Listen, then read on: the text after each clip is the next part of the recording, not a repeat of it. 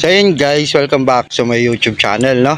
Ayman Motorride. Ayan. So ngayong araw guys ay mag-change oil tayo, no?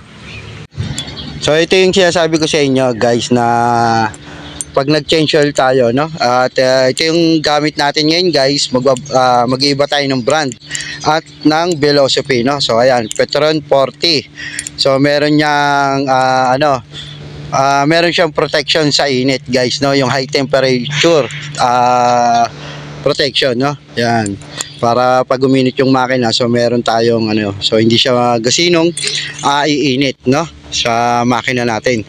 So yun ang ginamit natin, fully synthetic. So ngayon ito papakita ko sa inyo guys. Ito yung sinasabi ko guys na pagka 1,000, no, ayan, no. So malinaw pa, no, malinaw pa yung ating langis. Yan. And yung sabi ko sa inyo guys na masyadong maaga nung napanood nyo yung last video natin, no. Ayan, no, pag 1,000 odo lang nag-change ulit tayo, malinis pa, no, malinaw at puti pa siya, no. So sayang ang langis natin. So dito tayo mag-drain plug, yan. Dito tayo mag-drain sa ilalim, ayan guys, no. Mas advisable dito kayo magtanggal ng langis guys, para lahat lahat madi-drain, no, dito sa ilalim. Yan. So yan, binuksan ko na yan, nilawagan ko na. So para mas mabilis na ating pagbibideo, no. So ayan, tanggalin natin guys. Papakita ko sa inyo guys na malinaw pa yung ating langis, kaya sayang yung langis, no. Sinasabi ko, pwede naman tayo mag-change oil ng 1,500 or 2,000, no. Yung iba nga daw 3,000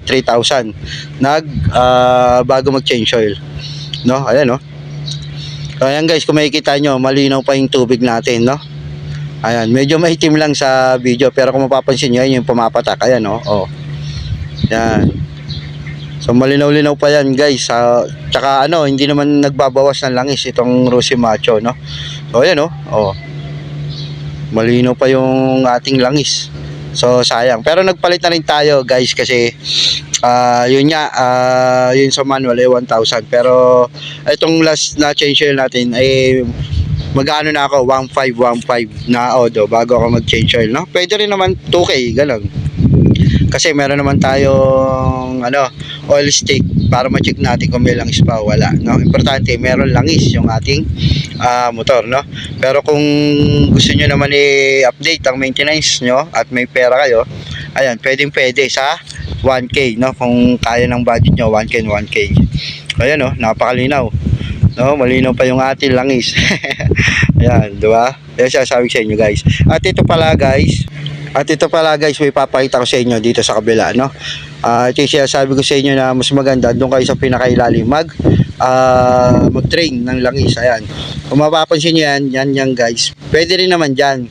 Tapos nandyan din yung ating oil filter, no, dyan nakalagay. So yung oil filter naman hindi naman siya yung marumi, no. Matagal bago magkaroon ng dumi, no. So yun, pwede rin naman yan i-check nyo. Pero ako guys, hindi ko masyadong binubuksan, no, yung dyan sa may oil filter. Dito lang ako palagi sa ilalim. Ayan, sa ilalim lang. Tapos halimbawa maka 3K o 5K, pwede nyo naman i-check yun, yung oil filter na yun, no, kung may dumi o barado na. Yan. Pero mas maganda dito lala sa ilalim kayo magde-drain, para talagang ubos yung langis na nasa loob ng makina, no. Ayan. So yan guys, konting tips lang yan sa inyo guys. So ayan guys, patuloy muna natin to, no, itong ating langis, at balikan ko kayo mamaya, no, para matesting natin, no, at ipang-paandar natin, no. So patuloy lang natin to guys ng mga ilang oras lang, no. So ito na nga guys, pinas forward na natin, no. So ilalagay na natin yung ating langis, no. So Petron 40 ang ginamit ko dyan guys, na 10W40 ang velocity, no. Although may kamahalan guys, kasi 10W40 siya, kaya medyo mahal talaga siya. Tsaka fully synthetic yung ating gamit dito, no. Ayan.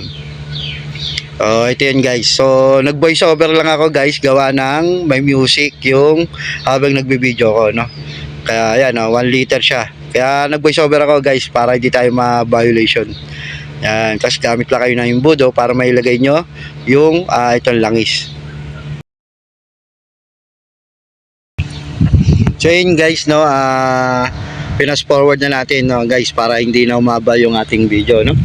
So yan guys, ang gamit ko yung Petron, no, Petron 40, no. So 1 liter siya guys, fully synthetic.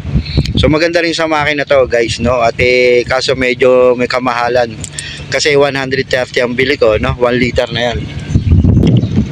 So dito tatanggalin na natin yung budo guys at tatakpan na natin to. So dito guys, natakpan na natin yung ating sa oil cap, no. Tapos testingin naman natin to guys, paanda rin natin, no. So yan. Kaya kung makikita nyo guys, no, 1 click lang yung ating motor, no. So ang tono ko niyan sa carburetor guys, 3 turns and a half, no. Ayan, para sa mga magtatanong dyan, no. So 3 turns and a half yan.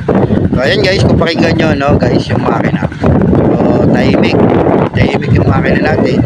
At maganda rin tong 10W40 na velocity para dito sa ating makina, no. Lalo na single lang. So yan guys, at kung nagustuhan mo itong video na to, no, huwag kalimutan mag-like, share, and comment na rin kayo dyan, and ride safe guys, no. Huwag click nyo na rin ang subscribe button guys.